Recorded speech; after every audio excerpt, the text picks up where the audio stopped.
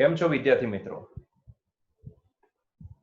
તો આપણે આજે જોવાના છીએ થર્મોડાયનેમિક્સ એન્ડ હીટ ટ્રાન્સફરનો એક સિમ્પલ પોઈન્ટ જેને આપણે ઝીરોનો નિયમ કહે છે, થર્મોડાયનેમિકનો ઝીરોથ લો.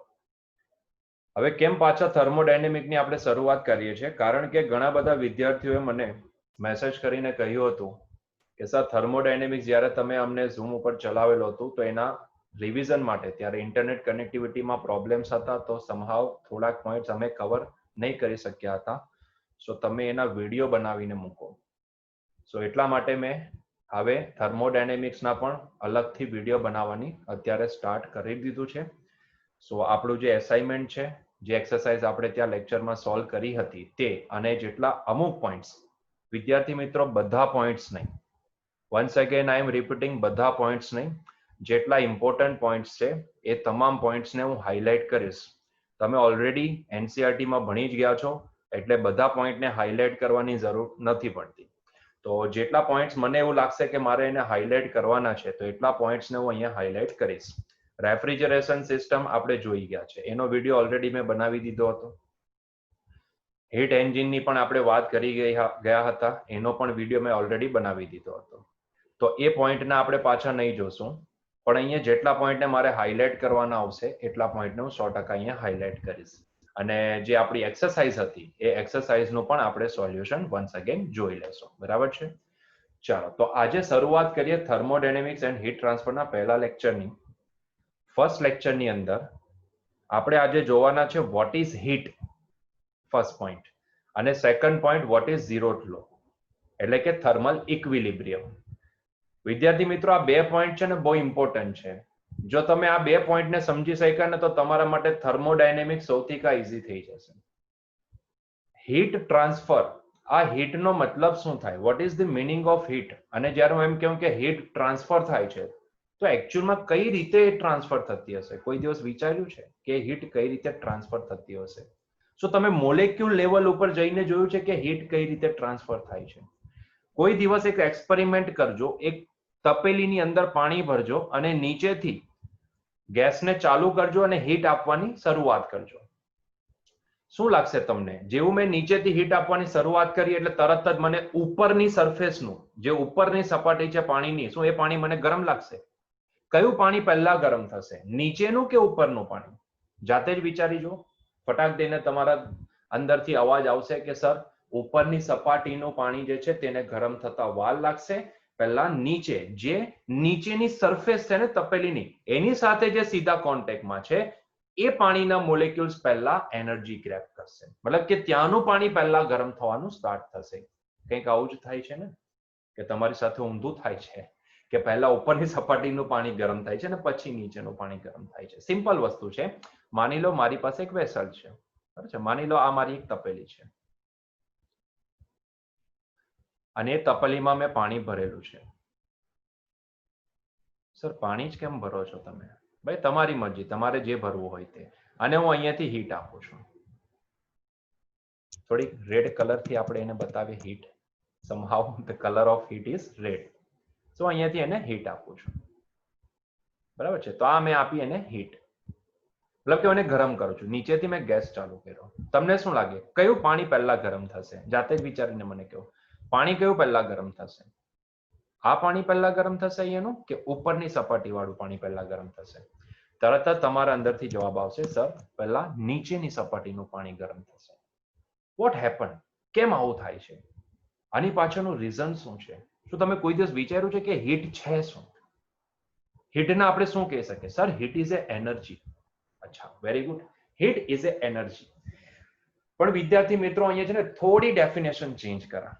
હું હીટને એનર્જી નહીં કહેવા, હું એને કહેવા it is just a way of transfer of energy. હીટને હું કહીશ way of transfer of energy. થાય છે ઘણી વખત આપણી સાથે એવું થાય છે કે આપણે સમજતા શું હોઈએ અને વસ્તુ નીકળતી શું હોય. બરાબર છે? Just for your kind of information, just refer HC Verma book. Standard book refer કરો એટલે આઈડિયા આવતો જ હશે. ઘણા બધા એવા કન્સેપ્ટ બનતા હોય છે કે જેમાં આપણે સમજતા હોઈએ છીએ શું અને નીકળે છે શું. થાય છે? એ બધા જ સાથે થતું હોય છે. સો એના માટે એટલા માટે જ હું રેકમેન્ડ કરતો હોઉં છું કે ભાઈ બેટર કે તમે એક સ્ટાન્ડર્ડ બુક રિફર કરો. બરાબર છે. જેમ કે તમે જેને પોઝિટિવ ચાર્જ નેગેટિવ ચાર્જ બોલો છો ને, અલ્ટિમેટલી અગર તમે કોઈ સ્ટાન્ડર્ડ બુક રિફર કરશો, even not only standard book, if you refer the standard material of any standard institute, ચાહે એલએન હોય આકાશ હોય, તો તમને ત્યાં આગળ તમને એની ડેફિનેશન છે ને કંઈક અલગ જ જોવા મળશે. What they say is that deficiency of electron is called the positive charge, and excess amount of electron is called the negative charge. મતલબ કે આપણે તો પોઝિટિવ ચાર્જ ને અલગ રીતે જોતા હતા ને, આપણે તો નેગેટિવ ચાર્જ ને અલગ રીતે જોતા હતા, પણ અહીંયા તો એવું કહે છે કે જો ઇલેક્ટ્રોનની કમી વર્તાતી હશે તો તેને પોઝિટિવ ચાર્જ કહેશું, અને જો ઇલેક્ટ્રોન વધારે પ્રમાણમાં હશે તો તેને નેગેટિવ ચાર્જ કહેશું. And this is the real definition of charge also. Just like that અહીંયા પણ વસ્તુ એવી જ છે.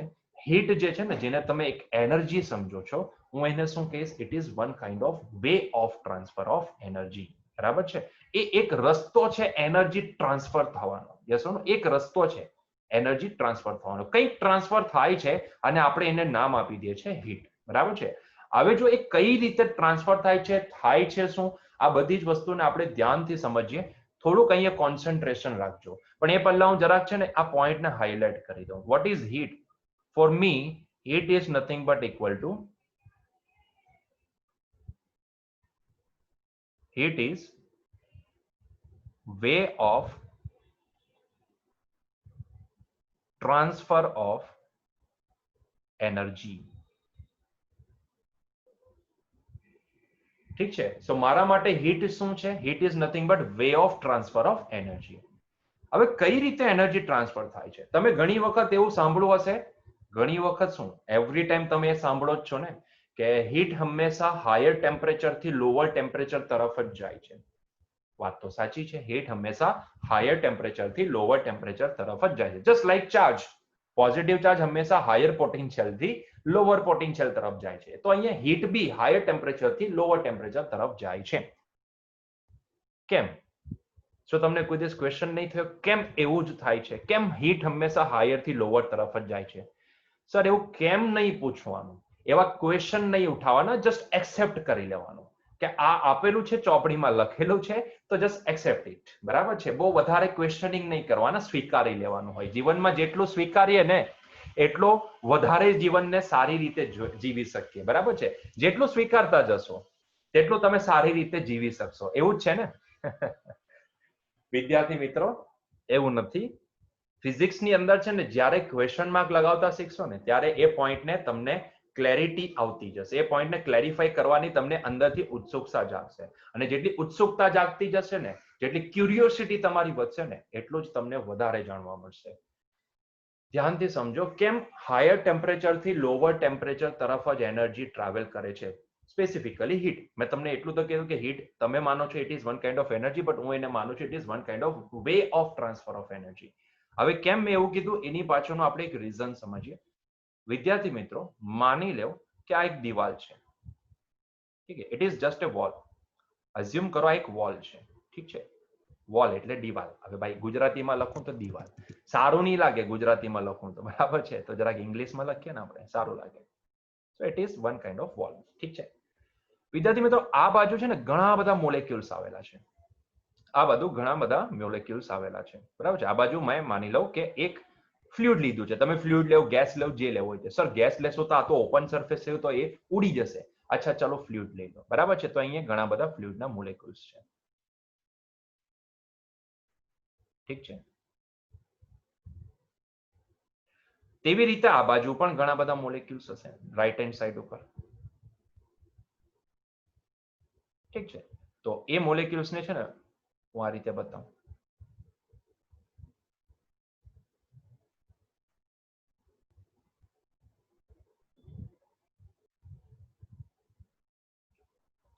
હવે બંને વચ્ચેનું બાયફર્કેશન જોજો. માની લો આ સાઈડ ઉપર જે બોડી છે એનું ટેમ્પરેચર છે T1, અને રાઈટ હેન્ડ સાઈડ ઉપર જે બોડી છે એનું ટેમ્પરેચર છે લેટ્સ સે T2. ઠીક છે? આ બાજુનું ટેમ્પરેચર T2 છે, અને વચ્ચે જે છે આ આપણી પાસે એક દિવાલ છે. This is the wall.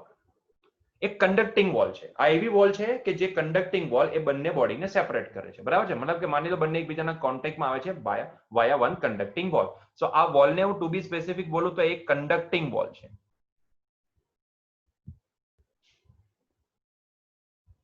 ઠીક છે. હવે મેં જ્યારે ઓબ્ઝર્વ કર્યું ત્યારે મને એક અહીંયા પોઈન્ટ દેખાયો. મેં શું ઓબ્ઝર્વ કર્યું કે યાર here T1 is greater than T2 છે. મતલબ કે લેફ્ટ સાઈડ ઉપર જે બોડી છે એનું ટેમ્પરેચર રાઈટ સાઈડ પરની બોડી કરતા વધારે છે. Yes or no? Now what is the meaning of this temperature? આ ટેમ્પરેચર વધારે હોવું એનો મતલબ શું થયો? મતલબ કે ત્યાંના જે મોલેક્યુલ્સ હશે એની પાસે કઈ એનર્જી વધારે હશે? શું તમને લાગે છે કે મોલેક્યુલ પડી રહેલા હોય? Can you ever imagine that what should happen with the molecules? Molecule level ઉપર જાઓ તો molecules શું કરતા હશે? Vibration. They have the vibration. જેમ કે ગેસ છે, ગેસ કેમ ફેલાઈ જાય છે? What is the reason behind it? Gas કેમ ફેલાઈ જાય છે? કારણ કે એના મોલેક્યુલ્સ હંમેશા એસ્કેપ થવાના મૂડમાં હોય છે. યસ ઓર નો? એમને હંમેશા એકબીજાથી દૂર જ જવું હોય છે, તો એટલા માટે સ્પ્રેડ થાય છે. વોટરના મોલેક્યુલને છોડીને જવું પણ નથી હોતું અને એકબીજા સાથે રહેવું પણ નથી હોતું. મતલબ કે એસ્કેપ બી થવા માંગે છે અને પાછા સાથે બી રહેવા માંગે છે. એટલા માટે તમને છે ને ફ્લુઇડ પ્રસરતું દેખાશે. યસ ઓર નો? પ્રસરતું દેખાશે કારણ કે એના મોલેક્યુલ જવા પણ માંગે છે એકબીજાથી દૂર અને પાછા આવવા પણ માંગે છે. બરાબર છે? એ લોકોને જવું પણ છે અને પાછું જોડાયેલા પણ રહેવું છે. એટલા માટે ફ્લુઇડ છે ને એ પ્રસરતું દેખાશે. વાયુ છે ને ફેલાતો દેખાશે. બરાબર છે? સ્પ્રેડ થઈ ગયો અને આ પ્રસરતું દેખાશે. યસ ઓર નો? પણ ઘન પદાર્થના કેસમાં એમાં છે ને એ લોકોને ચોંટીને જ રહેવું છે, એ લોકોએ દૂર જવું જ નથી. બરાબર છે? તો એની કેરેક્ટરિસ્ટિક આખી અલગ થઈ જશે. આપણે માની લો કે આ બાજુ કંઈક ફ્લુઇડ લીધું છે. બરાબર છે? બંને બાજુ ફ્લુઇડ છે.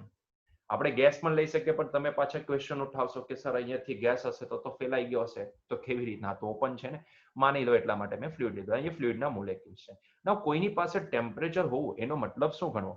ટેમ્પરેચર હોવું એનો મતલબ એ ગણો કે એના મોલેક્યુલ્સ જે છે ને they are having some energy. એ બધાની એનર્જી ભેગી કરો ને એને એક કમ્બાઇન નામ આપી દો અને કહી દો temperature. It is bunch of energy, that is called the temperature. Temperature છે શું? Bunch of energy. તો આ મોલેક્યુલ્સ પાસે કઈ એનર્જી હશે? મોલેક્યુલ્સ પાસે ભાઈ કાઇનેટિક એનર્જી હશે. વાઇબ્રેશન છે ને, વાઇબ્રેટ કરે છે, મતલબ કે ડિસ્પ્લેસમેન્ટ કરે છે, તો એને આપણે કાઇનેટિક એનર્જી સ્વરૂપે બતાવી શકીએ. Yes or no? તો આ બાજુનો બોડી છે લેફ્ટ હેન્ડ સાઈડની, એની પાસે પણ કંઈક ટેમ્પરેચર છે, રાઈટ હેન્ડ સાઈડની બોડી પાસે પણ કંઈ ટેમ્પરેચર છે, અને એમાં પણ ટુ બી સ્પેસિફિક બોલું તો લેફ્ટ હેન્ડ સાઈડની બોડી પાસે રાઈટ હેન્ડ સાઈડની બોડી કરતા વધારે ટેમ્પરેચર છે. મતલબ કે એને હું એવી રીતે બતાવી શકું કે અગર એના મોલેક્યુલ્સ વાઇબ્રેટ થાય છે તો એના મોલેક્યુલના વાઇબ્રેશન છે ને એ કમ્પેર ટુ રાઈટ હેન્ડ સાઈડની બોડી મોટા હશે. તો આના વાઇબ્રેશન ઘણા મોટા હશે. Yes or no? ઘણા મોટા હશે કમ્પેર ટુ રાઈટ હેન્ડ સાઈડની બોડી. તો અહીંયાના જે બોડી છે, અહીંયાના જે મોલેક્યુલ છે તે ઝૂમ ઝૂમ ઝૂમ ઝૂમ મોટા મોટા વાઇબ્રેશન કરતા હશે. ઠીક છે? તેઓ આ પણ મોટા મોટા વાઇબ્રેશન કરશે. ઠીક છે? મોટા મોટા વાઇબ્રેશન કરશે. છે કે નહીં? મોટા મોટા વાઇબ્રેશન કરતા હશે. જ્યારે રાઈટ હેન્ડ સાઈડની જે બોડી છે, એ રાઈટ હેન્ડ સાઈડની જે બોડી છે એના મોલેક્યુલ્સના પણ વાઇબ્રેશન તો હશે, પણ એ વાઇબ્રેશન નાના નાના હશે. Zoom zoom. ઠીક છે? ઝૂમ ઉપર ઝૂમ. Zoom zoom. એટલા મોટા નહીં હશે જેટલા લેફ્ટ હેન્ડ સાઈડની બોડી પાસે. તો આ લોકો પણ વાઇબ્રેશન કરતા હશે. દરેક મોલેક્યુલ આના પણ વાઇબ્રેટિંગ મોડમાં હશે. ઠીક છે? આ બધા જ વાઇબ્રેટ કરતા હશે, પણ એમના વાઇબ્રેશન નાના હશે. નાના vibration. Zoom zoom zoom zoom. અને આના વાઇબ્રેશન તમે જોવા જાવ તો આના વાઇબ્રેશન મોટા. Zoom zoom zoom zoom zoom zoom zoom zoom. Yes or no? તો this is the most important thing. This is the most important thing. ઠીક છે? હવે થશે શું? જ્યારે વાઇબ્રેશન થતા હોય ને ત્યારે આ વચ્ચેની જે વોલ છે ને it is a conducting wall. કશેક ક્યારેક એવું થશે કે આના વાઇબ્રેશન મોટા હશે, આના મોલેક્યુલ્સના વાઇબ્રેશન મોટા હશે, એ વાઇબ્રેટ થતા થતા અહીંયાના મોલેક્યુલ સાથે શું થશે? કોલાઇડ થઈ જશે. Collision. There is a collision. જેમ કે આ બંને વચ્ચે થયું. અરે એ છોડો, આ બંને વચ્ચે કોલિઝન થઈ ગયું. આ ગતિ કરતા કરતા આમ આવ્યા અને આ ગતિ કરતા કરતા આમ આવી ગયા. બંને એકબીજા સાથે વાઇબ્રેટ થઈ ગયા. બરાબર? બંને એકબીજા સાથે કોલાઇડ થઈ ગયા. બચ્ચાઓ, જ્યારે આ બાજુના મોલેક્યુલ્સ અહીંયાના મોલેક્યુલ્સ આ બાજુના મોલેક્યુલ સાથે વાઇબ્રેટ થાય છે, રાઈટ હેન્ડ સાઈડના મોલેક્યુલ્સ અને લેફ્ટ હેન્ડ સાઈડના મોલેક્યુલ જ્યારે વાઇબ્રેટ થાય ત્યારે એકબીજા સાથે આ દિવાલ જે છે ને ત્યાં આગળ ભટકાય છે, કોલાઇડ થાય છે, એકબીજા સાથે કોલિઝન થાય છે. બચ્ચાઓ, કોલિઝનની અંદર શું થાય? જાતે વિચારો. કોલિઝનની અંદર શું થાય? એનર્જી એક્સચેન્જ થાય કે નહીં થાય? વિચારો. કોલિઝન થાય ત્યારે શું એનર્જી એક્સચેન્જ થાય કે નહીં થાય? અરે ભાઈ, કેટેગરી જોઈ ગયા છે કોલિઝનની. ઇલાસ્ટિક, નોન ઇલાસ્ટિક, સ્થિતિસ્થાપક, અસ્થિતિસ્થાપક, સંઘાત. સંઘાત. કોલિઝનનો મતલબ થાય સંઘાત. સંઘાત થયો, બે વચ્ચે સંઘાત થયો તો શું ટ્રાન્સફર થઈ કે નહીં એનર્જી? એકની પાસે વધારે કાઇનેટિક એનર્જી હતી, બીજા પાસે ઓછી હતી, બંને ભટકાયા. તો જેની પાસે વધારે કાઇનેટિક એનર્જી હતી એને પોતાની કંઈક એનર્જી ગુમાવી દીધી. એને પોતાની કંઈક એનર્જી ગુમાવી દીધી. કોને આપી દીધી ગુમાવીને?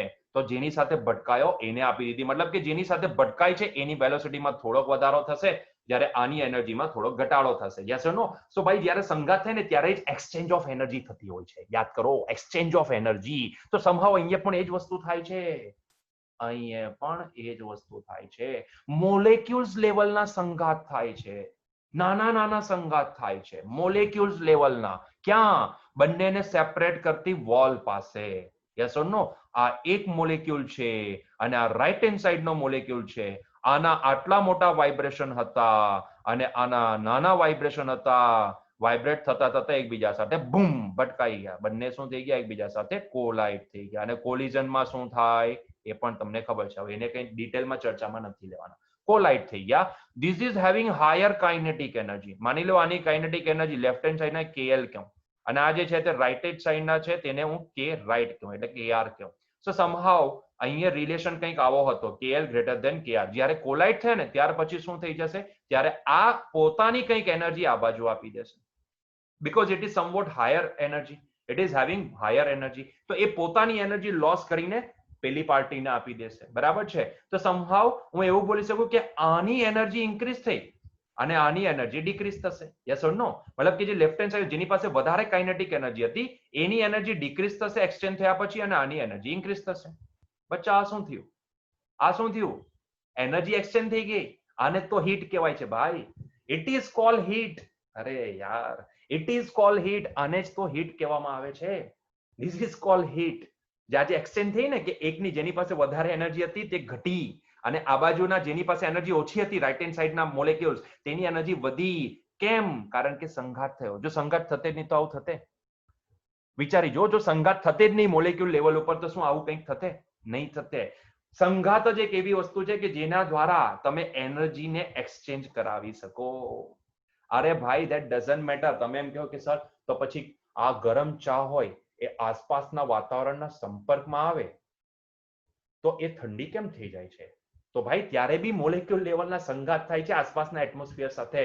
that tea is having somewhat higher energy. મતલબ કે એના મોલેક્યુલ્સ હશે ને તેની પાસે zoom zoom zoom zoom zoom zoom વધારે કાઇનેટિક એનર્જી હશે. અને જે આસપાસનું વાતાવરણ છે ને એના મોલેક્યુલ્સ જે એના સીધા સંપર્કમાં આવશે ને, જરા વિચારો નહીં, એક એવી બોડી જેમ કે થર્મોસ એડિયાબેટિક પ્રોસેસ. થર્મોસની અંદર તમે ગરમ ચાને ભરી દો અને કલાક સુધી એમ જ રહેવા દો અને ઓપન જ નહીં કરો તો તમને શું લાગે? એ ચા ઠંડી થઈ જાય? નહીં થાય. કારણ કે સીધા સંપર્કમાં જ નથી આવી શકતી. એની આસપાસ શું છે? એક ઇન્સ્યુલેટિંગ મટીરિયલ છે, નોન કન્ડક્ટિંગ વોલ આવી ગઈ અને નોન કન્ડક્ટિંગ વોલને લીધે એ આજુબાજુના જે મોલેક્યુલ્સ છે એની સાથે સંઘાત અનુભવી જ નથી શકતી અને સંઘાત નહીં થશે તો શું થશે? ઇટ વિલ જે બી એનું ટેમ્પરેચર રહ્યો છે it will maintain that energy. Any energy એટલી મેન્ટેન જ રહેશે. યસ ને? એટલા માટે એ ચા કલાક પછી પણ તમને ગરમ રાખશે. છે કે નહીં વસ્તુ? તો અહીંયા સંઘાત થવો જરૂરી છે અને સંઘાત થાય છે ત્યારે જે એનર્જી ટ્રાન્સફર થાય છે ને that is called heat. આને કહેવામાં આવે છે ટ્રાન્સફર ઓફ હીટ. એટલા માટે મેં કીધું heat is way of transfer of energy. I hope so કે તમને કંઈ ક્લેરિટી આવી હશે. હું જે કંઈ પણ લવારા કરી ગયો અહીંયા. યસ ઓર નો? આપણે માનીએ છીએ કે હીટ ટ્રાન્સફર થાય. કોણે જોઈ છે ભાઈ હીટ ટ્રાન્સફર થાય? તમે જોઈ છે હીટ કેવી રીતના ટ્રાન્સફર થાય? હા સર, ફરતી ડોલો કરતી આગળ વધી. એ ભાઈ it is nothing but due to the સંઘાત, કોલિઝન ને લીધે ટ્રાન્સફર થઈ. જે એનર્જી ટ્રાન્સફર થઈ ને અલ્ટિમેટલી આ જે એનર્જી ટ્રાન્સફર થઈ ને તે કાઇનેટિક એનર્જી ટ્રાન્સફર થઈ. મતલબ કે એક પાસે હાયર કાઇનેટિક એનર્જી હતી. તમને ખ્યાલ છે સંઘાતને મોટા પાયે જોવો ને, એક મોટો પદાર્થ માસ એમ એ વધારે કાઇનેટિક એનર્જી લઈને જાય છે અને સામે એક બીજો માસ ધરાવતો પદાર્થ ઓછી કાઇનેટિક એનર્જી લઈને આવે છે અને બંને ભટકાઈ જાય છે. શું અનુભવ છે તમને? સર પહેલા તો એ કહે કે સ્થિતિસ્થાપક હશે કે અસ્થિતિસ્થાપક? કે સ્થિતિસ્થાપક અસ્થિતિસ્થાપક. બરાબર છે, વાત સાચી છે. બરાબર છે. પહેલા તો એ પ્રકાર બી જોવો પડે ને. ખેર, પણ માની લો કે અહીંયા કોઈ પણ એનર્જી ત્યાં પણ આપણે જોયું ને અસ્થિતિસ્થાપકમાં તમને કંઈક કીધું હતું. યાદ કરો, જરાક લેક્ચરને રિવાઇન્ડ કરો અને જરાક રિમેમ્બર કરવાની કોશિશ કરો કે જ્યારે અસ્થિતિસ્થાપક હોય ત્યારે કાઇનેટિક એનર્જી કન્ઝર્વ નથી થતી. તો એ કાઇનેટિક એનર્જી કન્ઝર્વ નથી થતી મતલબ કે બાકીની ગઈ ક્યાં? મેં શું કીધેલું હતું ત્યારે? હીટના ફોર્મમાં જાય કે નહીં જાય? કયા ફોર્મમાં ગઈ? હીટના ફોર્મમાં. તો અલ્ટિમેટલી છે શું? One kind of way of transfer of energy છે. યસ ઓર નો? સો ચાહે તમે આમ લિંક કરો કે તેમ લિંક કરો, હીટ ટ્રાન્સફરનો જ્યારે વાત આવે, ટ્રાન્સફર ઓફ હીટ એનર્જીની જ્યારે વાત આવે, તો ત્યારે એ ક્યાંથી થશે? Transfer of heat energy yes આ રીતે થશે. મોલેક્યુલ્સ લેવલના સંગાતથી હીટ ટ્રાન્સફર થશે. આઈ હોપ છે કે તમને હવે ક્લેરિટી આવી ગઈ છે. અને એટલા માટે થઈને જ આપણને શું દેખાય છે? હાયર ટેમ્પરેચરથી લોઅર ટેમ્પરેચર તરફ હીટ એનર્જી રિલીઝ થતી દેખાય છે ઓર ટ્રાન્સફર થતી દેખાય છે. બરાબર છે? So ultimately it is not a energy, it is just way of transfer of energy. બરાબર છે? ટુ બી સ્પેસિફિક વાત કરું તો કાઇનેટિક એનર્જી છે જે અહીંયાથી એક્સચેન્જ થાય છે. યસ ઓર નો?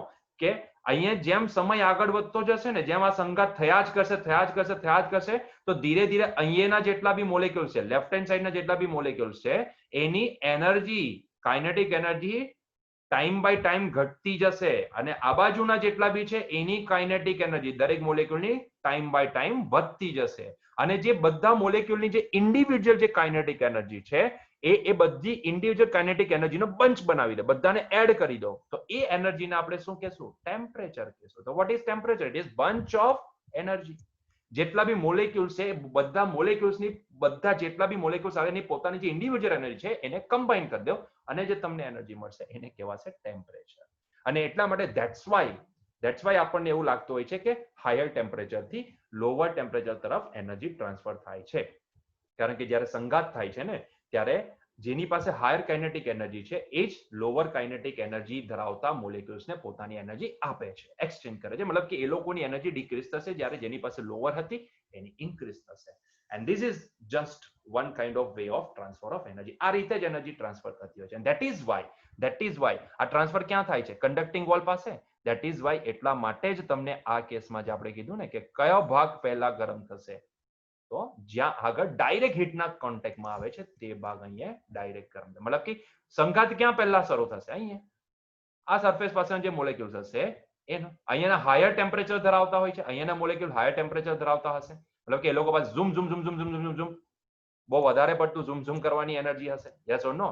અને જ્યારે આ પાણી જે છે ફિલહાલ તો ઠંડુ હતું ને, તો એના molecules zoom zoom zoom zoom નાના વાઇબ્રેશન કરતા હશે. અને જેવા અહીંયાના મોલેક્યુલ્સ આની સાથે ભટકાયા એટલે શું થઈ ગયું? ભટકાયા એટલે એનર્જી એક્સચેન્જ થવા માંડી. મતલબ કે ધીરે ધીરે અહીંયાના પાણીની એનર્જી એ વધવા માંડશે.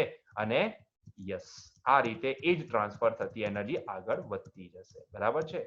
So this is the way of transfer of energy. તો આઈ હોપ કે હવે તમને હીટ શું છે તે સમજાઈ ગયું છે. It is one kind of way of transfer energy. કઈ રીતે હીટ ટ્રાન્સફર થાય છે? By just collision. કે ડાયરેક્ટ કોઈ રસ્તો નથી હોતો, કોલિઝન થવું જરૂરી છે. કોલાઇડ થશે તો આ એનર્જી ટ્રાન્સફર થશે. બે વચ્ચે કોલિઝન જ નહીં થાય તો ક્યારેય બી એનર્જી ટ્રાન્સફર નહીં થાય. અઝ્યુમ કરો કે આ કન્ડક્ટિંગ વોલ નથી, આ નોન કન્ડક્ટિંગ વોલ છે. અઝ્યુમ કરો it is known conducting wall. તો ગમે તેટલા આની સાથે ભટકાઈને વોલ આ બાજુથી એનર્જીને ટ્રાન્સફર થવા જ નહીં દેશે. તો વાર્તા પતી ગઈ, ફિનિશ. તો એ વખતે આનું જેટલું ટેમ્પરેચર છે એટલું મેન્ટેન જ રહેશે, આનું બી જેટલું ટેમ્પરેચર એટલું જ મેન્ટેન રહેશે. ભલે ને સંઘાત થતા હોય, પણ આ વોલ છે તે નોન કન્ડક્ટિંગ હશે. મતલબ કે it will not allowed to pass any kind of energy. એ સંઘાત થવા જ નહીં દેશે બંને વચ્ચે. બરાબર છે? બંનેને આગળ આવીને ભટકાવા જ નહીં દેશે. તો પછી અહીંયા હીટનો ટ્રાન્સફર આવવાની જ નથી. બરાબર છે? સો તે વખતે બંનેના ટેમ્પરેચર મેન્ટેન દેખાશે. બીજી વસ્તુ, ક્યાં સુધી આ પ્રોસેસ થશે? તમને ખબર જ છે ક્યાં સુધી આ પ્રોસેસ થશે. તરત જ તમે કહો સર જ્યાં સુધી બંનેના ટેમ્પરેચર સરખા નહીં થાય ને ત્યાં સુધી હીટ ટ્રાન્સફર થયા જ કરશે. બરાબર છે? જેવું બંનેના ટેમ્પરેચર સરખા થઈ ગયા એટલે હવે હીટનો ફ્લો અટકી જશે. રાઈટ વાત છે, સાચી વાત છે, એકદમ સાચી વાત છે. વાત તો સાચી છે, કારણ કે બંને બાજુના મોલેક્યુલ્સ વચ્ચે પાસે જો ઇક્વલ કાઇનેટિક એનર્જી આવી જાય તો ભટકાશે તો ખરા. સમજો, મોલેક્યુલ્સ લેવલ ઉપર એ લોકો એકબીજા સાથે કોલાઇડ તો થશે. There is a collision. Collide તો થશે, પણ એ કોલિઝનમાં કેમ કે both are having the same energy, મતલબ કે આ જેટલી ગુમાવશે તેવી પેલો બી તો ગુમાવશે. આને માની લો કે 2 જૂલ સામેવાળાને આપી તો પેલાએ બી સામેથી 2 જૂલ આને આપી દીધી. બરાબર છે? તો સરવાળે હિસાબ શું થઈ ગયો? બરાબર થઈ જશે. એટલા માટે ત્યાં એક્સચેન્જ તો ચાલુ જ હશે. ક્યારે પણ એવું નહીં વિચારતા કે એક્સચેન્જ સ્ટોપ થઈ ગયું. એક્સચેન્જ તો ચાલુ જ હશે, પણ એની ઇફેક્ટ નહીં દેખાશે. બરાબર છે? કોલિઝન તો થતા જ રહેશે, કોલિઝન તો થવાના જ છે અને થતા જ રહેવાના છે. બરાબર છે? પણ એ કેમ કે ભાઈ વાઇબ્રેશન છે ને, એ લોકો બે વાઇબ્રેટ કરે છે તો કશે ભટકાવાના તો છે. પણ ભટકાશે ત્યારે થશે શું, જેટલી એનર્જી પહેલો પાર્ટી મોલેક્યુલ લેફ્ટ સાઈડનો મોલેક્યુલ આને આપે છે એટલી જ એનર્જી પહેલો પાછો આને આપી દે છે. તો વાર્તા પડતી કે સરવાળે હિસાબ શું થઈ ગયો? ઝીરો. હિસાબ તો ઝીરો થઈ ગયો. કઈ બંને કઈ વાઇબ્રેશન કરતા બંધ નહીં થઈ જશે ટેમ્પરેચર સરખું થાય એટલે. Ultimately they are at the temperature, મતલબ કે they are having some kinetic energy, તો એમના વાઇબ્રેશન તો ચાલુ જ રહેવાના છે, પણ બંને સાઈડના વાઇબ્રેશન શું હશે? સરખા સરખા હશે. જેટલું આ વાઇબ્રેટ કરે છે ને એટલું જ પહેલા બી વાઇબ્રેટ કરશે. અને એ વાઇબ્રેશનમાં મે પોસિબલ કે બંને ભટકાઈ પણ જાય અને ભટકાશે પણ ખરા, પણ થશે એવું કે જેટલી આ રિલીઝ કરે છે એટલી જ પેલો સામેવાળો પાછો આને રિલીઝ કરી દે છે. એટલે સરવાળે હિસાબ ક્લિયર થઈ જશે. બરાબર છે, બેલેન્સ થઈ જશે. એટલા માટે આપણને હીટની ટ્રાન્સફર નહીં દેખાશે. ક્લિયર થાય પોઈન્ટ? સો આ છે way of transfer of energy. This is called heat. I hope so કે હવે તમને ક્લેરિટી આવે છે વોટ ઇઝ હીટ.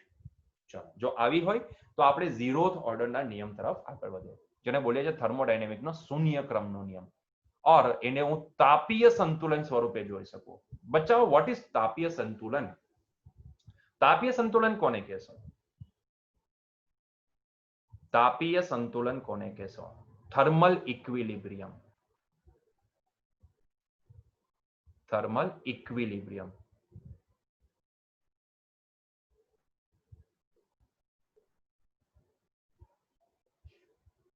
તાપીય સંતુલન કોને કહેવાશે? Thermal equilibrium.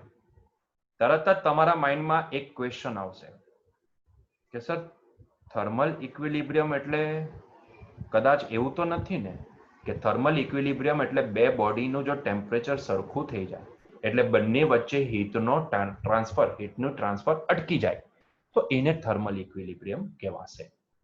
Very good. સાચી ડેફિનેશન છે. પણ એ ડેફિનેશન કઈ કન્ડિશનમાં લાગી શકે એ પણ જાણવું જરૂરી છે.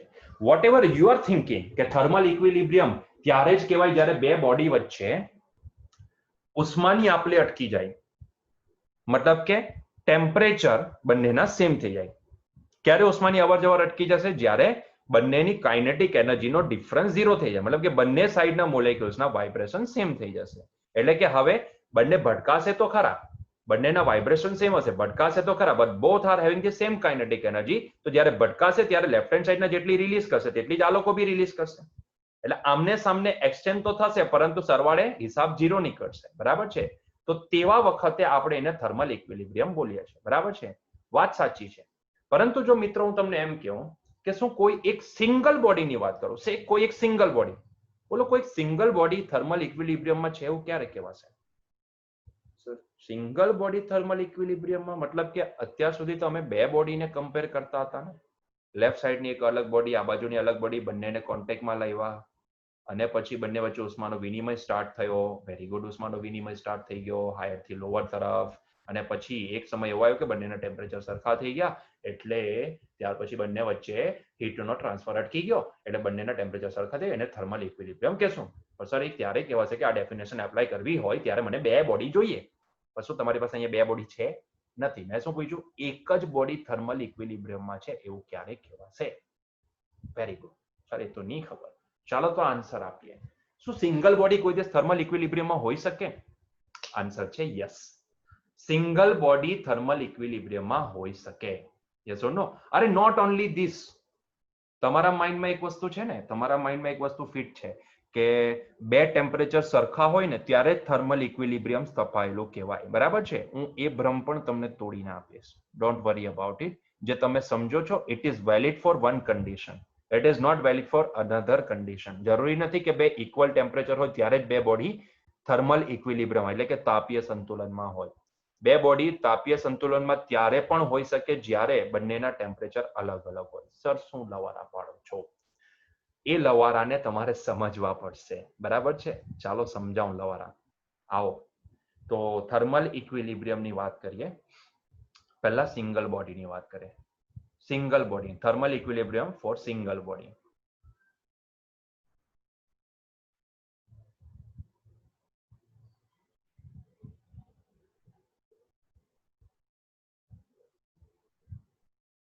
Four single body. Don't worry. આ બધા પોઈન્ટ્સ તમને સ્ટાન્ડર્ડ બુક રિફર કરશો, ડીસી પાંડે રિફર કરો, કેચસી વર્મા રિફર કરો, you will find this points. બરાબર છે? તમને ત્યાંથી મળી જશે. થર્મોડાયનેમિક્સને જેટલું ડીપમાં જશો ને એટલું ઓછું છે. જે મિકેનિકલ એન્જિનિયરિંગમાં જશે એ લોકો માટે થર્મો એક આખું સેમિસ્ટર ભણવામાં આવશે, ત્યારે તમને હજુ ક્લેરિટી આવશે. હજુ તો હું બી હજુ ઉપર છેલ્લું જ તમને ભણાવું છું, બરાબર છે. હજુ ડીપમાં જશો, મિકેનિકલ એન્જિનિયરિંગ લેશો ત્યારે હજુ ડેપ્થમાં આવશે. So thermal equilibrium for single body. બચાવ પહેલા તો એ સમજી લો કે થર્મલ ઇક્વિલિબ્રિયમ ક્યારે કહેવાય.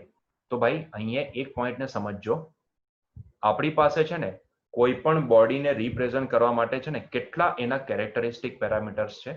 તો એક હોય પ્રેશર, બીજું હોય એનું કદ એટલે કે વોલ્યુમ, ત્રીજું હોય એનું ટેમ્પરેચર એટલે કે ટી. ઠીક છે, ત્રીજું હોય એનું ટેમ્પરેચર. ચોથું શું હોય તો એનું માસ. પછી આગળ વધીએ તો એના મોલ, જેને આપણે મ્યુ વડે દર્શાવીએ, તમે લોકો એન વડે દર્શાવો. અલગ અલગ બુક્સમાં એના અલગ અલગ નોટેશન્સ હોય છે. તો બચ્ચાઓ જ્યારે પ્રેશર, વોલ્યુમ, ટેમ્પરેચર, માસ અને મોલ, ઠીક છે, આની અંદર આપણે રમતા હોઈએ તો ત્યારે થર્મલ ઇક્વિલિબ્રિયમનો મતલબ શું નીકળે છે? થર્મલ ઇક્વિલિબ્રિયમ ત્યારે કહેવાય જ્યારે આ પી પણ અચળ થઈ જાય. એટલે હું અહીંયા લખીશ જ્યારે P is equals to constant. ધ્યાનથી સમજો. ડેફિનેશન તમે જે સમજો છો ને એને પણ પિક્ચરમાં લાવીશ એટલે તમને હજુ ક્લેરિટી આવશે, પણ આને ધ્યાનથી સમજો. જ્યારે P is equals to constant, also V is equals to constant, also T is equals to constant,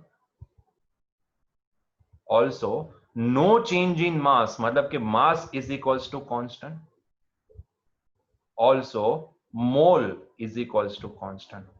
મતલબ કે જેટલા પેરામીટર આપણે અહીંયા રિપ્રેઝન્ટ કરીએ છીએ ને કોઈ મોલેક્યુલ્સને રિલેટ કરવા માટે, એ તમામ પેરામીટર જ્યારે અચળ થઈ જાય, કોઈ ફરક નહીં આવે એમના ઉપર, ન તો પ્રેશરમાં ફરક આવે, ન તો એનું કદ એક્સપાન્ડ થાય, ન તો ટેમ્પરેચર વધી શકે, ન તો માસ બદલાય, ન તો એના મોલ બદલાય, ત્યારે આપણે બોલી શકીએ કે that body is in the thermal equilibrium with surrounding. સમજો, વિથ સરાઉન્ડિંગ. જ્યારે પણ સિંગલ બોડીની વાત આવશે ને ત્યારે એ થર્મલ ઇક્વિલિબ્રિયમ ક્યારે કહેવાશે? જ્યારે સરાઉન્ડિંગ સાથે એને કમ્પેર કરો ત્યારે. બરાબર છે. જેમ કે એક ગરમ કપ, એક કપની અંદર કપની અંદર એક ગરમ ચા તમે ભરી દીધી અને તમે એને ખુલ્લી મૂકી દીધી, તો ત્યારે એ કોના કોન્ટેક્ટમાં આવશે? સીધા સરાઉન્ડિંગના. તો થોડા સમય બાદ તમને ચા શું દેખાશે? ઠંડી પડી ગયેલી. કેમ? કારણ કે એણે મોલેક્યુલ્સ લેવલના સંઘાટ કર્યા કોની સાથે? સીધા એટમોસ્ફિયર સાથે, આસપાસના વાતાવરણ સાથે. અને એને લીધે ત્યાંથી પોતાની હીટ એની રિલીઝ થતી. મોલેક્યુલ્સ લેવલના સંઘાત થયા, કાઇનેટિક એનર્જી જેની પાસે ચા પાસે ત્યારે વધારે હતી, ચાના મોલેક્યુલ્સ પાસે વધારે હતી, તો એણે એક્સચેન્જ કરી એનર્જી, જેને આપણે હીટ બોલીએ છીએ. It is one kind of way of transfer of energy. અને હીટ રિલીઝ થતી ગઈ અને એક સમય આવી ગયો બંને જગ્યાએ સંતુલન સ્થપાઈ ગયું. બરાબર છે. પણ માની લેવ, પણ અચ્છા બીજી વસ્તુ, જ્યારે સંતુલન સ્થપાઈ ગયું ત્યાર પછી શું તમે કંઈક ઓબ્ઝર્વ કર્યું છે? શું એનું કદ બદલાશે? મતલબ ચાનું કદ સડનલી ઘટી ગયું? મતલબ કે જ્યારે એને એટમોસ્ફિયર સાથે સંઘાત કર્યા તો એ એટમોસ્ફિયરિક લેવલના સંઘાત વખતે જ્યારે એ પોતાની હીટ ગુમાવતું હતું ત્યારે એને પોતાનું કદ ઘટાડી દીધું. મતલબ કે આખું કપ ભરીને આપેલી હતી, થોડા સમય પછી જ્યારે ઠંડી થઈ ગઈ ત્યારે એ અડધા કપ જેટલી થઈ ગઈ. આવું થાય કોઈ દિવસ? નહીં થાય. એને પ્રેશર એટલું બધું વધારી દીધું કે એને કપને જ ફોડી નાખ્યો. થાય કોઈ દિવસ એવું? મતલબ ચા ઠંડી પડી અને સાથે જેવી ઠંડી પડી તેવી એને આખા કપને બ્લાસ્ટ કરી નાખ્યો.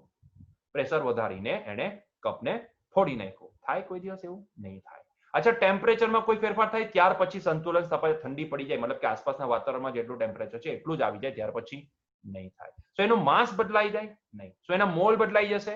નહીં બદલાશે. તો જ્યારે ઇક્વિલિબ્રિયમ શબ્દ આવે ને, ટુ બી સ્પેસિફિક થર્મલ ઇક્વિલિબ્રિયમ, ત્યારે તમારા દિમાગમાં શું આવવું જોઈએ? થર્મલ ઇક્વિલિબ્રિયમ સ્થપાઈ ગયું હોય ત્યારે P કોન્સ્ટન્ટ થઈ જશે, V પણ કોન્સ્ટન્ટ થઈ જશે, T પણ કોન્સ્ટન્ટ થઈ જશે, M પણ કોન્સ્ટન્ટ થઈ જશે અને મ્યુ પણ કોન્સ્ટન્ટ થઈ જશે. તો આ જેટલા બી પેરામીટર આપણે યુઝ કરીએ છીએ એને રિપ્રેઝન્ટ કરવા માટે એ બધા જ કોન્સ્ટન્ટ થઈ જશે. Very important point. તો એક બોડીના થર્મલ ઇક્વિલિબ્રિયમની જ્યારે વાત આવે, માની લો કે એ જ ચા જેનું મેં એક્ઝામ્પલ આપ્યું, એ જ ચાને હવે તમે થર્મોસમાં ભરી દો. મતલબ કે હવે નાવ યુ આર ઇન્સ્યુલેટિંગ ધેમ. તમે એને ઇન્સ્યુલેટ કરી દીધી. તમે એને ઇન્સ્યુલેટ કરી દીધી, જેને આપણે એડિયાબેટિક બોડી બોલીએ છીએ. બરાબર છે કે એ બહારથી અંદર ઉષ્માને આવવા નહીં દેશે અને અંદરની ઉષ્માને બહાર જવા નહીં દેશે. બરાબર છે. તો જ્યારે તમે એને થર્મોસમાં પેક કરી દો છો તો શું હવે થર્મલ ઇક્વિલિબ્રિયમ નહીં સ્થપાશે એમની વચ્ચે? ભાઈ બિલકુલ તપાસે, એ પણ એક ઇક્વિલિબ્રિયમ પ્રોસેસ જ છે. It is also thermal equilibrium. It is also thermal equilibrium. માની લો કે આ જે વચ્ચેની જે બોડી છે ને, આ body, it is adiabatic body, મતલબ કે non conducting material, insulating body. આ એક ઇન્સ્યુલેટિંગ બોડી છે એવું અઝ્યુમ કરી લો. અને અંદર તમે શું કરી દીધું? માની લો ચાને ભરી દીધી. માની લો તમે અંદર ચા ભરી દીધી, બરાબર છે. તો હવે જે ટેમ્પરેચરે એ ચાના મોલેક્યુલ્સ છે એ એઝ ઇટ ઇઝ જ રહેશે, કારણ કે આસપાસના વાતાવરણના કોન્ટેક્ટમાં નહીં આવી શકશે. એ આસપાસના વાતાવરણના કોન્ટેક્ટમાં નહીં આવી શકશે. ન તો બહારથી કોઈ હીટ અંદર આવી શકશે, કે ન તો અંદરથી કોઈ હીટ બહાર જઈ શકશે. તમે સમજી શકો છો આ વસ્તુને? ન તો બહારથી કોઈ અહીંયા હીટ આવી શકશે, ન તો અંદરથી બહાર જઈ શકશે. તો એનો મતલબ શું થઈ ગયો? એવા સમયે અંદરના જે મોલેક્યુલ્સ છે ને, એમના દ્વારા લાગતું પ્રેશર કોન્સ્ટન્ટ થઈ જશે. નોટ ઓનલી પ્રેશર, એમનું એક્સપાન્શન બી નહીં થઈ શકશે ને. જેટલું આ કદ છે એટલામાં જ એમણે રમવાનું રહેશે, મતલબ કે એટલા જ કદમાં એ રમશે. મતલબ કે એમનું કદ બી કોન્સ્ટન્ટ થઈ જશે. Their volume is also constant. Not only that, અંદરનું જે ટેમ્પરેચર છે ને, that temperature is also constant. ન તો બહારથી ઉષ્મા આવે છે, ન તો અંદરથી ઉષ્મા બહાર જાય છે. તો એનો મતલબ શું થયો? Temperature is also constant. શું એનું માસ બદલાઈ જશે? નો, એનું માસ પણ કોન્સ્ટન્ટ થઈ જશે. શું એના મોલ બદલાઈ જશે? નો, એના મોલ પણ કોન્સ્ટન્ટ થઈ જશે. જ્યાં સુધી તમે એને આ બોડીમાંથી બહાર નહીં કાઢો, મતલબ કે આ જે ઇન્સ્યુલેટિંગ બોડી છે, જે સીધા વાતાવરણમાં એને સંપર્કમાં નથી આવવા દેતી, જ્યાં સુધી તમે એને બહાર નહીં કાઢશો ત્યાં સુધી એના આ પાંચેય પેરામીટર કોન્સ્ટન્ટ રહેશે. બચ્ચાઓ, આને જ કહેવામાં આવે છે થર્મલ ઇક્વિલિબ્રિયમ. તો અંદર જે મેં મટીરિયલ ભર્યું છે ને, જે બોડી અંદર ભરી છે, ચાહે એને તમે ચા ગણી લો, લિક્વિડ, કે પછી અંદર કોઈ ગેસ ગણી લો, કે ગેસને મેં અંદર ભરી દીધો છે, તો એ તમામ વસ્તુનું આ પાંચેય પેરામીટર કોન્સ્ટન્ટ થઈ જશે. તો આઈ કેન સે ધેટ અંદર જે ભરવામાં આવેલી બોડી છે ને, અંદરની જે સિસ્ટમ છે, જે બોડી છે, that body is right now at the thermal equilibrium with respect to atmosphere. With respect to atmosphere. બહુ જ ઇમ્પોર્ટન્ટ પોઈન્ટ છે. તો આને હું શું કહીશ? આને હું કહીશ કે અંદરની સિસ્ટમ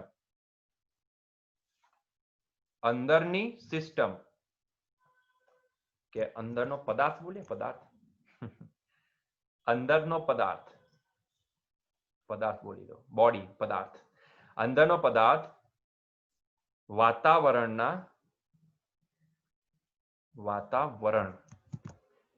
સ્પેલિંગમાં ભૂલ કરી, વાતાવરણ સાથે તાપીય સંતુલનમાં છે.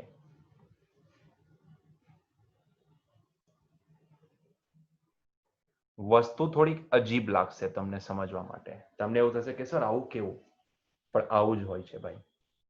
જેને તાપીય સંતુલન તમે બોલો છો ને, એ તાપીય સંતુલન, એ થર્મલ ઇક્વિલિબ્રિયમ, એ આને કહેવાશે જ્યારે પી કોન્સ્ટન્ટ થઈ જાય. મતલબ પીમાં હવે કોઈ ફેરફાર આગળ ફર્ધર નહીં થાય, કદમાં ફેરફાર આગળ ફર્ધર નહીં થાય, ટેમ્પરેચરમાં ફેરફાર આગળ ફર્ધર નહીં થાય, માસ અને મ્યુ પણ કોન્સ્ટન્ટ થઈ જાય, તો ત્યારે એને ઇક્વિલિબ્રિયમ સ્ટેટ બોલવામાં આવે છે. જેમ હોય ને કોઈ બોડી ઉપર નેટ ફોર્સ 0 થઈ જાય તો એ ઇક્વિલિબ્રિયમમાં છે એમ કહેવાશે. ધેટ ડઝન્ટ મેટર કે નેટ ફોર્સ ખરેખર કોઈ ફોર્સ લાગતો નથી એને લીધે 0 થયો, કે બે સેમ મૂલ્યના ફોર્સ ઓપોઝિટ ડાયરેક્શનમાં લાગે છે એને લીધે 0 થયો. That doesn't matter. એની સાથે મેટર નથી કરતું.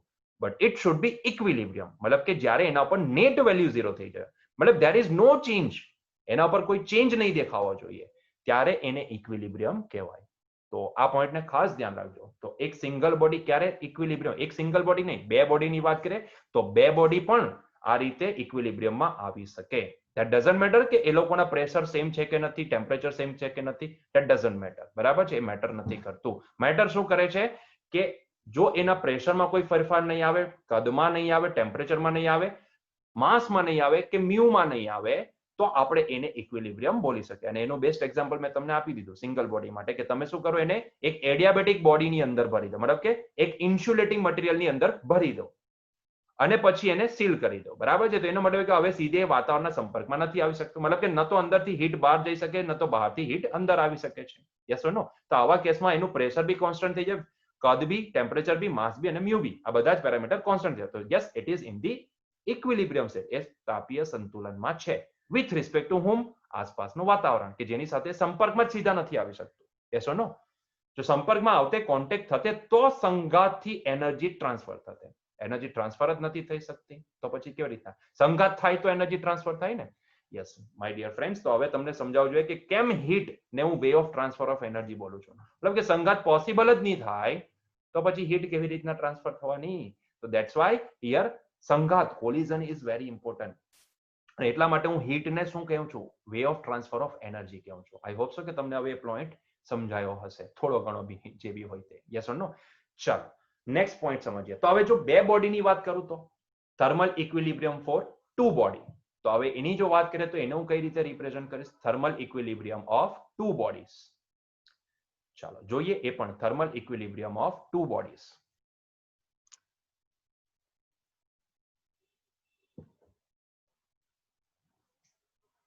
So number 2, thermal equilibrium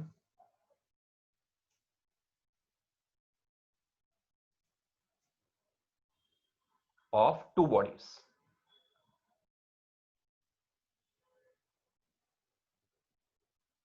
હવે અહીંયા છે ને બે કેસ લેશું. Thermal equilibrium of two bodies whenever there is a non-conducting surface in between them. તો આ કેસ જે હશે ને તેમાં આપણે વચ્ચેની જે બોડી લેશું ને એને નોન કન્ડક્ટિંગ લેશું. when અહીંયા હું લખીશ, અહીંયા એક પોઈન્ટ લખીશ, when two bodies, when non-conducting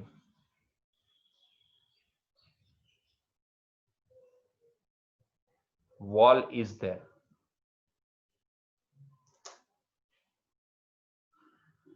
In between them. ઠીક છે? Non conducting wall is there in between them. ઠીક છે? તો એને હું કઈ રીતે શો કરીશ તો ધ્યાનથી જોજો.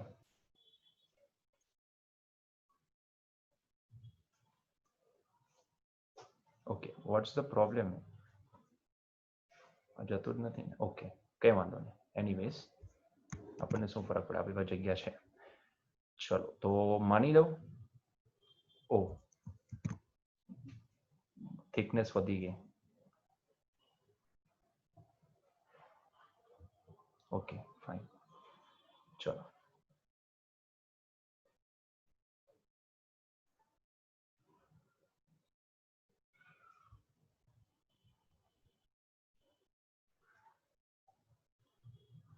માની લો આ પહેલું બોક્સ.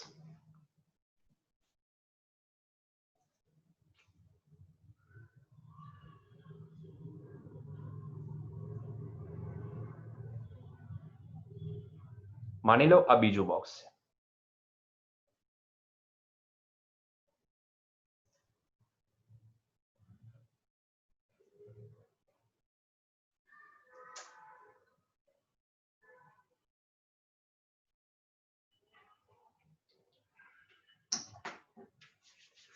અને બંને એકબીજાના સીધા સંપર્કમાં નથી. આ વચ્ચેનો જે પોર્શન છે ને, આ વચ્ચેનો જે પોર્શન છે એ નોન કન્ડક્ટિંગ મટીરિયલથી ભરેલો છે.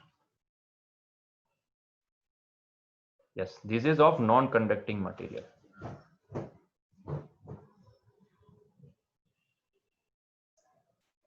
ઠીક છે? હવે આવા કેસમાં થશે શું? ધ્યાનથી જોજો, ક્લેરિટી આવશે તમને. અહીંયા એક મટીરિયલ ભરેલું છે. માની લો એના મોલેક્યુલ્સને હું રેડ કલરથી બતાવું છું. અહીંયા એક પદાર્થ ભરેલો છે, એના મોલેક્યુલ્સ રેડ કલરથી ઇન્ડિકેટ કરું છું.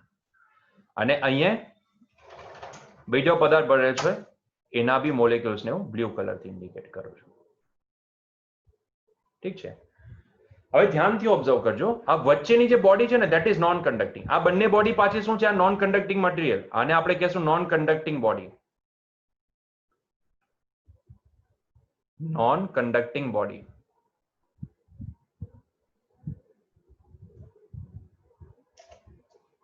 મતલબ કે એ આ બંને બોડીને એકબીજાથી તો છૂટી પાડે જ છે અને સાથે સાથે એ લોકોને એટમોસ્ફિયરથી બી અલગ કરી દે છે. મતલબ કે કમ્પ્લીટલી ઇન્સ્યુલેટિંગ બોડી. આ બોડી સીધી એટમોસ્ફિયરના બી સંપર્કમાં નથી આવી શકતી કે ન તો આના સંપર્કમાં આવી શકે છે, બરાબર છે. તે જ રીતે આ બોડી બી ન તો એટમોસ્ફિયરના સંપર્કમાં આવી શકે ન તો આ બોડીના સંપર્કમાં આવી શકે છે, મતલબ કે કમ્પ્લીટલી ઇન્સ્યુલેટેડ. માની લો કે આ બોડી જે છે, અહીંયા જે મેં મટીરિયલ ફિલઅપ કરેલું છે એને માટે માની લેજો, એના હું પેરામીટર લખું છું. માની લો અહીંયા પ્રેશર P1 છે, એનું કદ V1 છે, એનું ટેમ્પરેચર T1 છે, એનો માસ M1 છે અને એના મોલ μ1 છે, બરાબર છે.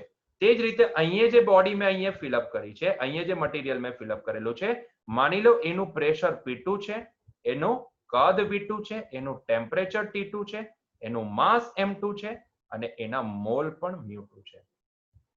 Now, can you imagine that these two body are in the thermal equilibrium? શું વિચારી શકાય? શું આ બંને થર્મલ ઇક્વિલિબ્રિયમમાં હશે કે નહીં હશે? જાતે વિચારીને આન્સર આપો. તો હું કહીશ yes, these both the bodies are in the thermal equilibrium with each other. બંનેને એકબીજા સાથે કમ્પેર કરી દો, with each other. કારણ કે વસ્તુ એવી છે કે અહીંયા in between them, એ બેની વચ્ચે, આ બંનેની વચ્ચે એક નોન કન્ડક્ટિંગ મટીરિયલની લેયર આવી જાય છે. એટલે આ ન તો પોતાની ઉષ્મા આને આપી શકે છે કે ન તો આ પોતાની ઉષ્મા આને આપી શકે છે. હવે ભાઈ ઉષ્માનો વિનિમય જ નથી થતો, એ બંને વચ્ચે કોલિઝન પોસિબલ જ નથી થતા, તો એનો મતલબ એ થયો કે જેટલા વાઇબ્રેશન થી આ મટીરિયલ આના molecule zoom zoom zoom zoom zoom zoom કરતા હતા અને અહીંયાના મોલેક્યુલ જેટલા વાઇબ્રેશન થી અહીંયા zoom zoom zoom zoom zoom zoom કરતા હતા, એ એટલા જ વાઇબ્રેશન થી ઝૂમ ઝૂમ ઝૂમ ઝૂમ કરતા રહેવાના છે. યસ ઓર નો? કારણ કે એ બંને વચ્ચે કોઈ સંઘાત જ પોસિબલ નથી, તો અહીંયાથી કોઈ એનર્જી ટ્રાન્સફર જ નથી થવાની. હવે વિચારો કે ન તો એનર્જી રિલીઝ થતી હોય, મતલબ કે અહીંયાથી ન તો ઉષ્મા બહાર જઈ શકતી હોય કે ન તો અંદર આવી શકતી હોય, તો એનો મતલબ શું થયો? ન તો એનું ટેમ્પરેચર ચેન્જ થશે, ન તો એનું કદ ચેન્જ થશે, ન તો એનું પ્રેશર ચેન્જ થશે, ન તો એનું માસ કે ન તો એનું મ્યુ ચેન્જ થશે, બરાબર છે. તો એનો મતલબ શું થયો? યસ, અહીંયા બંને બોડી માટે, ચાહે હું અહીંયા આના માટે લખું પ્રેશર P1, તો એ પણ કોન્સ્ટન્ટ જ રહેવાનું છે થ્રુ આઉટ ધી પ્રોસેસ. અનંત સુધી આ પ્રોસેસ, આ અનંત સુધી તમે આને આ રીતે રાખી મૂકશો ને તો અનંત સુધી આનો જે પ્રેશર છે તે કોન્સ્ટન્ટ જ રહેશે. There is no change in pressure. તે જ રીતે એનો કદ પણ અનંત સુધી કોન્સ્ટન્ટ થશે. તે જ રીતે એનું ટેમ્પરેચર પણ જેટલું છે એટલું જ મેન્ટેન રહેશે, એમાં નો ચેન્જ તમને દેખાશે. તે જ રીતે એનો માસ હોય તો માસ પણ અનંત સુધી કોન્સ્ટન્ટ થઈ જશે અને તે જ રીતે એના મોલ્સ પણ અનંત સુધી કોન્સ્ટન્ટ થઈ જશે. સમજાય છે પોઈન્ટ? તે જ રીતે આના માટે વાત કરું તો, કેમ કે ન તો આને કશે બહારથી ઉષ્મા મળવાની છે કે ન તો અહીંયાથી એની ઉષ્મા બહાર જવાની છે, because there is a non conducting material. Collision જ નથી થવાના, તો વાર્તા પતી ગઈ. Yes or no? તો આના માટે પણ હું શું લખી શકું? આના માટે પણ હું સેમ પોઈન્ટ અહીંયા એપ્લાય કરી શકું. Yes or no? તો આના માટે લખીશ, તો આના માટે પણ એ લખીશ કે અનંત સુધી આનું પ્રેશર પણ શું રહેશે? કોન્સ્ટન્ટ રહેશે. અરે એટલું જ નહીં, આનું કદ પણ શું રહેશે? કોન્સ્ટન્ટ રહેશે. આનું ટેમ્પરેચર પણ અનંત સુધી કોન્સ્ટન્ટ રહેશે. આનું માસ પણ અનંત સુધી કોન્સ્ટન્ટ રહેશે. આનો મોલ પણ અનંત સુધી કોન્સ્ટન્ટ રહેશે. યસ ઓર નો? અને બચ્ચાઓ, અકોર્ડિંગ ટુ ધી ડેફિનેશન આપણે કોને ઇક્વિલિબ્રિયમ બોલીશું? આપણે એને જ ઇક્વિલિબ્રિયમ બોલીશું જેને માટે એનું પ્રેશર, કદ, ટેમ્પરેચર, માસ અને મોલ આ બધું જ શું રહેતું હોય? કોન્સ્ટન્ટ રહેતું હોય, બરાબર છે. તો એનો મતલબ એ થયો કે જો હું આને કેમ બોડી નંબર 2 અને આને હું કેમ બોડી નંબર 1, તો 1 અને 2 બંને એકબીજા સાથે યસ તાપીય સંતુલનમાં છે. Even though they are having the different temperature, then also both are at the equilibrium state. Yes or no? બંને એકબીજા સાથે તાપીય સંતુલનમાં છે. સો અહીંયા હું આના માટે લખીશ પોઈન્ટ R. બંને 1 અને 2 એકબીજા સાથે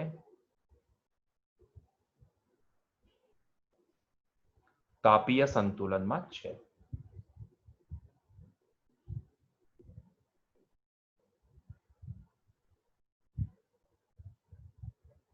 બંનેના ટેમ્પરેચર અલગ છે છતાં પણ બંને તાપીય સંતુલનમાં છે. ક્લિયર છે?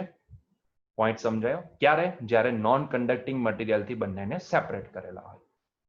હવે જોઈએ તમારી ડેફિનેશન જે તમે ભણો છો ને, કે બંનેના ટેમ્પરેચર સરખા થઈ જાય. મિત્રો, એ ક્યારે થાય? એ ક્યારે થાય? જ્યારે બંને એકબીજાના સીધા સંપર્કમાં હોય. Yes or no? તો એ જે કેસ છે ને એને આપણે કેસ નંબર 3 સ્વરૂપે જોશું. બરાબર છે? It is case number 3. તો આવો આપણે કેસ નંબર 3 ની પણ ચર્ચા કરી લઈએ. સો હું વાત કરીશ કેસ નંબર 3 ની. એને જરાક અહીંયાથી જોઈએ. બરાબર છે? Thermal equilibrium between two bodies number 3 અહીંયા લખું છું.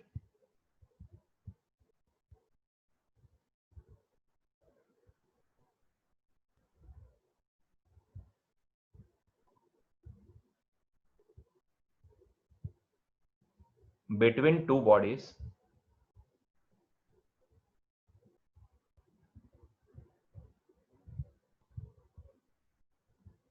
when conducting wall is there.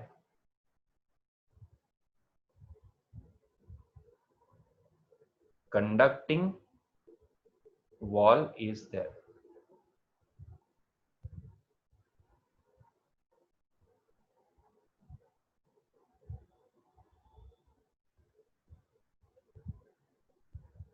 ઠીક છે?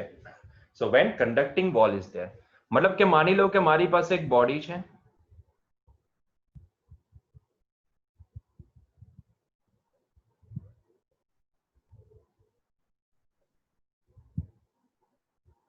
ઠીક છે? એના જેવી બીજી એક બોડી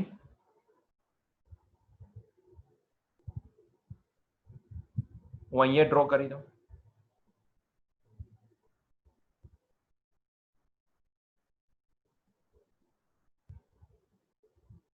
ઠીક છે?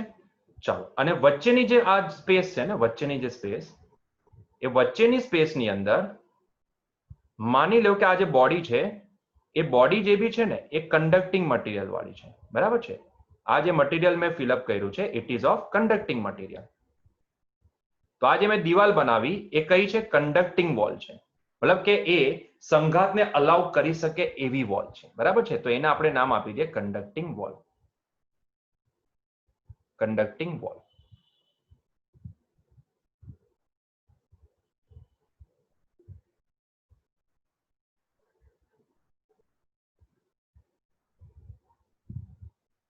ઠીક? ચાલો, સો માની લો કે કન્ડક્ટિંગ વોલ છે. મેં આ બાજુ જે મોલેક્યુલ્સ ભરેલા છે માની લો એને હું રેડ કલરથી ઇન્ડિકેટ કરું છું. એ લોકો પોતાની મસ્તીમાં ઝૂમ કરતા હશે. ઠીક છે? અને આ બાજુ છે તેને બ્લુ કલરથી ઇન્ડિકેટ કરું છું. એ લોકો પોતાની રીતે પોતાની મસ્તીમાં ઝૂમ કરતા હશે.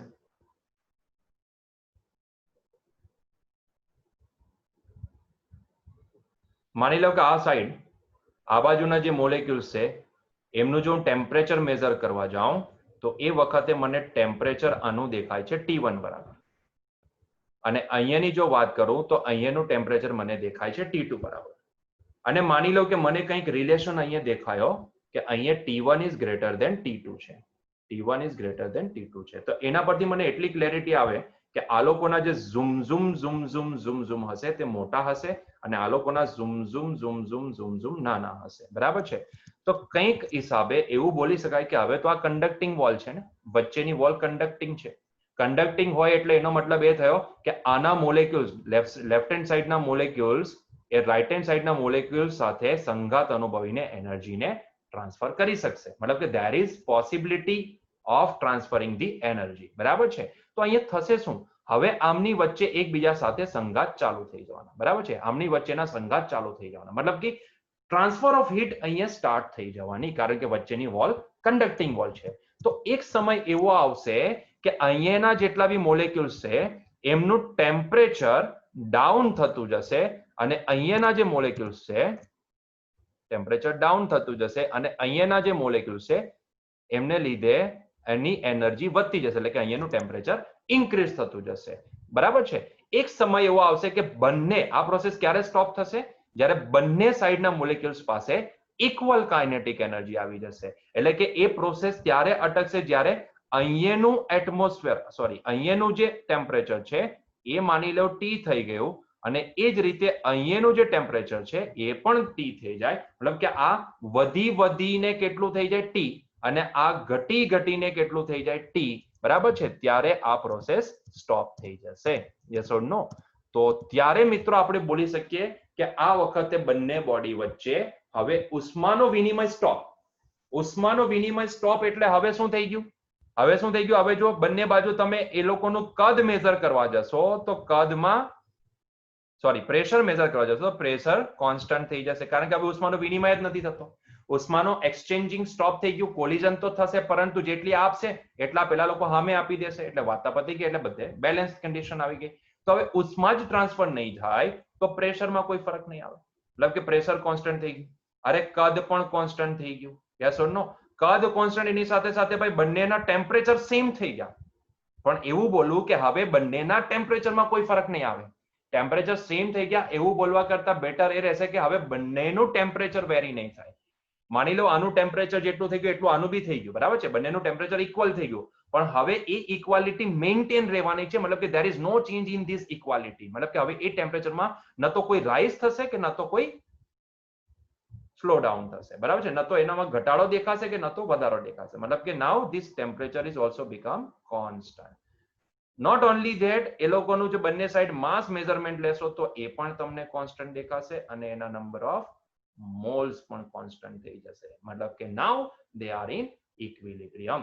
તો આ વખતે આપણને શું દેખાશે? યસ, બંને બોડી થર્મલ ઇક્વિલિબ્રિયમમાં દેખાશે, બરાબર છે. મતલબ કે આ નંબર 2 કહી દઉં આને, અને આને નંબર 1 કહી દઉં. સો એવું બોલીશ કે 1 અને 2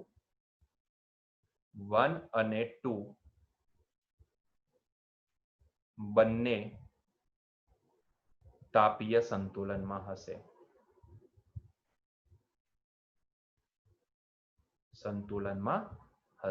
બરાબર છે, બંને તાપીય સંતુલનમાં હશે.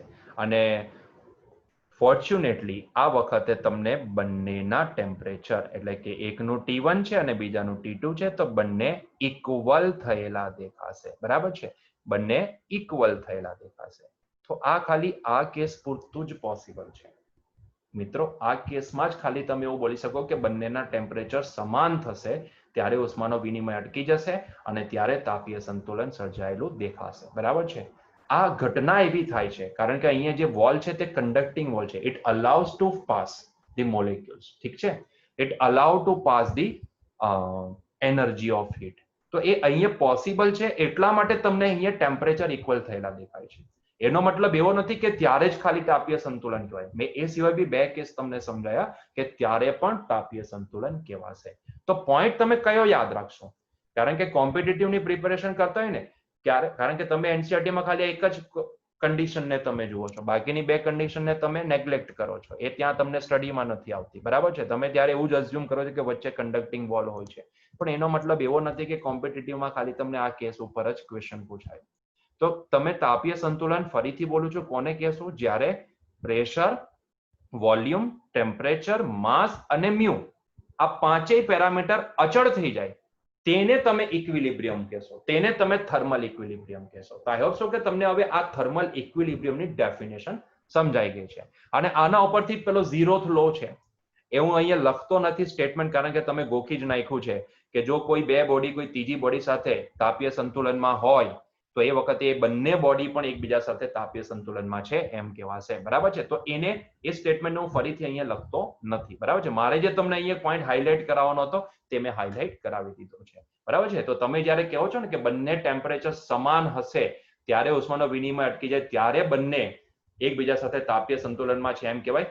એ માત્ર ત્યારે જ લાગુ પડવાનો એ પોઈન્ટ જ્યારે વચ્ચેની વોલ, બંનેના સંપર્કમાં જે છે, બંનેને સંપર્ક કરાવે છે એ વોલ કેવી હોય? કન્ડક્ટિંગ હોય. Yes or no?